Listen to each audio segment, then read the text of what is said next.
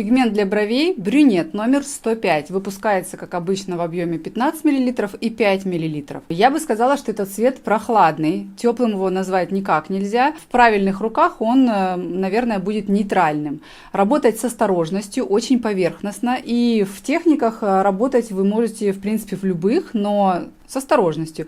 В теневой растушевке вообще без проблем, потому что это прохладный оттенок. В плотной растушевке с осторожностью, либо с корректором. Ну, что значит с осторожностью? Это значит поверхностно, это значит максимально правильный слой в коже, в котором вы его положите, этот цвет. Иначе он будет выглядеть очень холодным. Если вдруг вы опасаетесь, что ваша рука все-таки тяжелая, можете добавить красно-коричневый корректор, чтобы не потерять насыщенность. А если все-таки вы решите работать им в волосках, то тоже желательно с корректором, ну, либо очень осторожно и поверхностно. Для прозрачности, если вы не уверены в своей технике, вы можете разбавить его нашим разбавителем, который сделает его менее концентрированным, но пигмент не потеряет плотность и не будет брызгать и течь с вашей иглы. Кому подходит? Очень насыщенным, контрастным таким русым цветам волос. Это когда прям глубокий русый цвет. И брови при этом довольно яркие. Можно работать в теневой растушевке, чтобы придать красивую форму и довольно быстро поработать. Не переуплотнять, как если бы вы взяли обычный, допустим, русый оттенок. Шатенам подходит. Такой-то, шатен, каштановый цвет волос, кто как называет. Тоже довольно яркий, насыщенный цвет волос. И теневая растушевка, и плотный прокрас, безусловно, но опять с осторожностью, напоминаю. И, конечно, брюнетом всех оттенков, всех степеней контрастности, всех насыщенностей, всем брюнетом. Получается довольно обширный диапазон клиентов, на которых можно работать этим цветом, от русых и до темных брюнетов. Почему? Потому что пигмент очень кроющий, и как очень глубокий, насыщенный цвет создать им легко, также и быстро, прозрачно поработать и создать легкую тень, которая будет тем не менее хорошо видна, потому что пигмент этот яркий. Естественно, зависит плотность уже от вас, от того, насколько много пигмента вы в кожу внесете. Сейчас покажу его на растирке. Конечно, в обязательном порядке смешиваем очень хорошо, если постоял, взбалтываем. И ремувером удаляется без особенностей, все как обычно, а лазером через более теплый оттенок. Имейте это в виду и лазером удаляйте на большом расстоянии рассеянным пучком, как обычно. Посмотрите, какой красивый темный цвет. Я постараюсь его размыть, показать его основу. То есть такой коричневый, прохладный цвет, но очень темный, контрастный, когда вы его не разбавляете. И красивый, коричневый, без красного подтона цвет, которым можно работать прозрачно, и заживет он красивым серо-коричневым таким оттенком. Ну и понимаете, да, что я могу закрасить опять, он очень концентрированный. При работе с вашим клиентом имейте в виду, что остаток будет большой, поэтому не перебарщивайте, работайте осторожно. Лучше всегда работайте так, чтобы на коррекции вы могли добавить, хорошо видя, как зажил цвет и какой у него оттенок, чем иметь желание удалить. Потому что мне часто присылают работы, особенно сделанные яркими цветами, знаете, из таких стран, как Грузия, Северная Осетия, то есть из тех стран, где люди обладают высокой контрастностью, где у них очень темные волосы и темные брови. И мастера там смело берут и прокрашивают очень ярко, с такими законтуренными границами некрасивыми.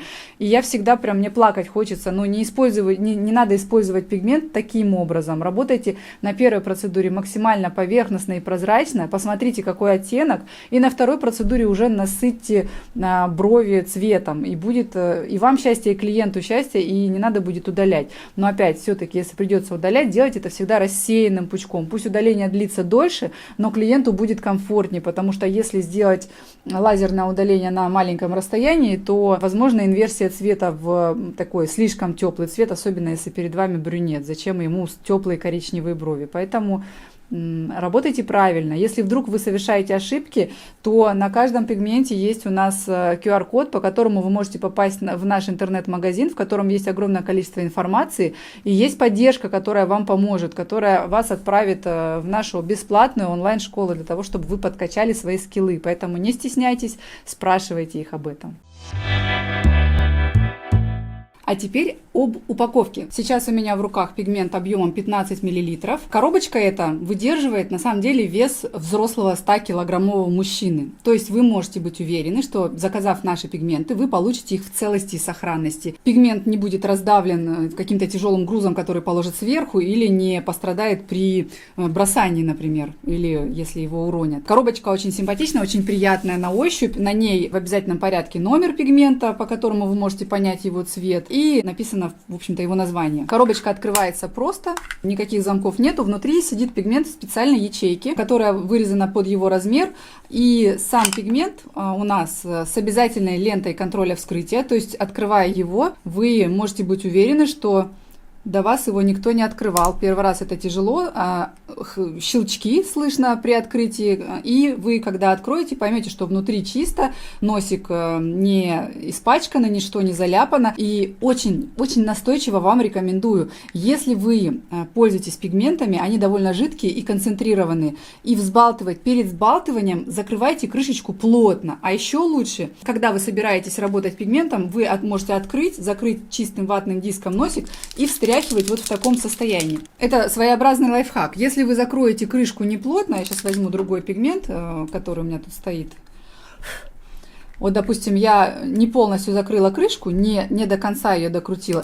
И встряхивая пигмент, особенно если вы его перевернете и будете встряхивать, у меня здесь в носике образуется лужа, появляется грязь, засыхает пигмент на самом кончике носика. Работайте с пигментами чисто. О чем я говорю? Это вы должны первый раз открыв и начав взбалтывать, должны закрыть его плотно, чтобы не было пустого пространства внутри, куда пигмент может просто выливаться во время того, как вы трясете его. Иногда, потому что, до нелепости, но приходит сообщение, что это такое, у меня внутри грязно. Надо закрывать плотнее, чтобы грязно не было. При правильной работе, вот я сейчас тоже могу его закрыть хорошо, долго трясти, потому что долго трясти это вообще-то ключевое. Вы должны долго трясти каждый пигмент, потому что иногда пигменты, когда постоят долго, они расслаиваются. Внутри есть шарик специальный, который вам поможет перемешать все слои пигмента, сделать их однородными. И вот я трясу довольно долго, и я открываю, и у меня внутри все так же чисто. Ничего не разлилось, все чисто. Это важно, потому что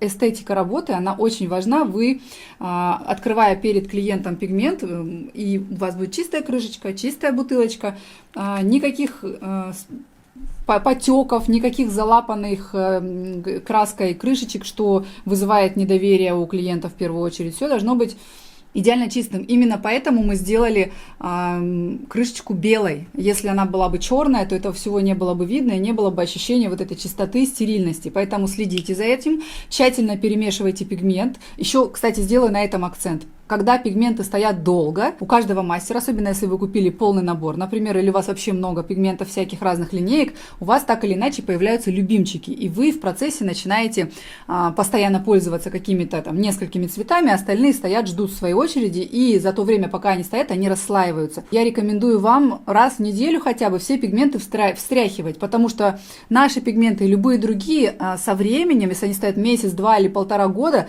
например, такие случаи тоже бывают, чем дольше стоит пигмент, тем сложнее сделать его опять равномерным. Поэтому периодически вы должны встряхивать пигмент любой, наш или какой-то другой, потому что наши жидкие и красящие, а есть пигменты густые, у которых, если осадок выпал, то его еще сложнее смешать, с этой вот основной фракцией, с жидкой. Поэтому я рекомендую вам раз примерно в неделю все пигменты смешивать. На бутылочке пигмента обязательно будет написан объем, вот в данном случае это 15 мл, полный состав пигмента, также у нас здесь будет номер пигмента и название пигмента, и обязательная графа это дата розлива пигмента. От момента розлива вы можете пользоваться, если открыли пузырек, в течение года им, а если он стоит у вас не открытый, то он может стоять у вас 2 года. А также здесь у нас есть QR-код, наведя на который свой телефон, вы попадете в наш интернет-магазин по продаже пигментов. И там вы можете купить другие пигменты, можете посмотреть описание, если вдруг потеряли памятку, которую мы вам высылаем вместе с пигментами, или вы можете получить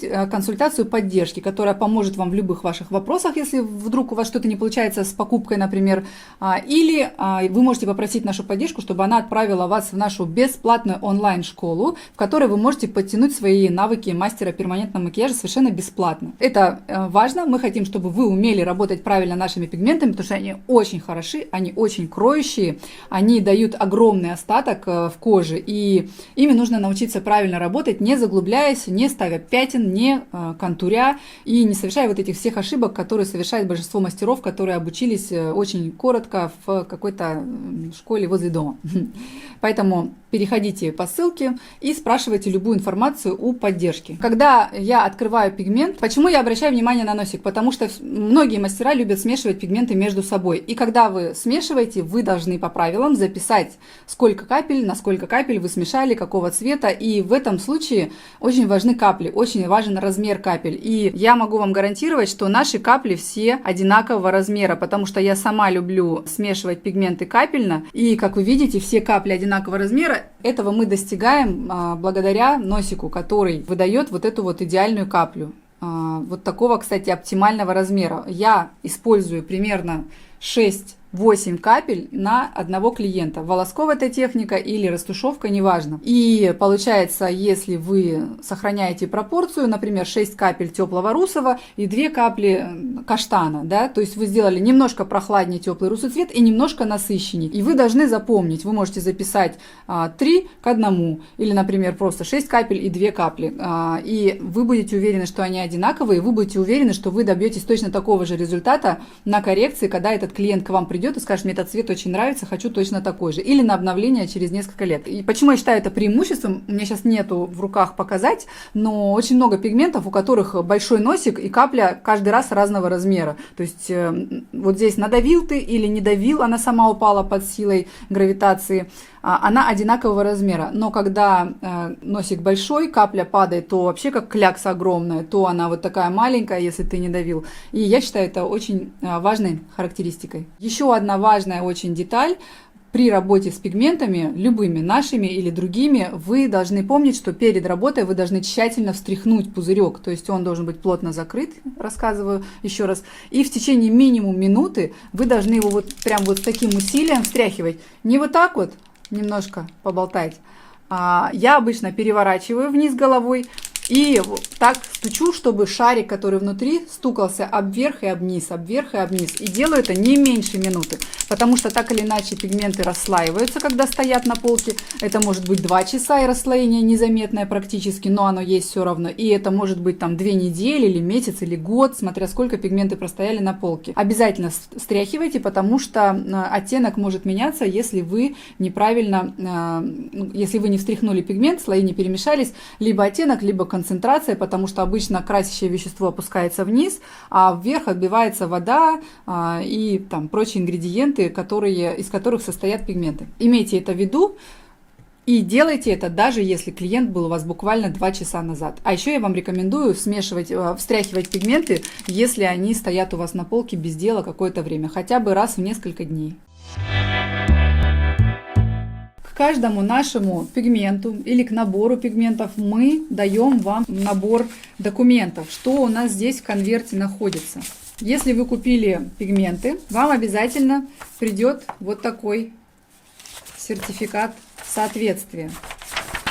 Если вы хотите заказать рекламу, вас требует сертификат, вот мы сразу вам его присылаем. Вот такая палитра у нас, смотрите, очень понятная, на мой взгляд. У нас бровные пигменты, вот здесь растяжка от светлого до темного, как может выглядеть пигмент в зависимости от плотности прокраса. Я много говорю об этом в вебинаре про колористику, о том, как цвет меняется в зависимости от его концентрации. И здесь вот как раз мы постарались показать вам, как наши цвета выглядят в зависимости от плотности прокраса. И также здесь вот перечислены корректоры, которыми вы можете работать практически на всех бровях, которые к вам могут прийти. От самых светло-серых и заканчивая насыщенно зелеными или красными. Также здесь у нас показаны цвета для век. Это черный, графит и кофе. Также здесь все наименования пигментов. И вот здесь вот такая табличка интересная. Она вам объяснит, какой пигмент для какой зоны первое, вот смотрите, допустим, выбираем русый теплый, зона, брови, его температура доводите очень теплый, его основа желтая, ну, вы можете это посмотреть и сами на растяжке, но можете посмотреть и, в принципе, получив вот этот документ.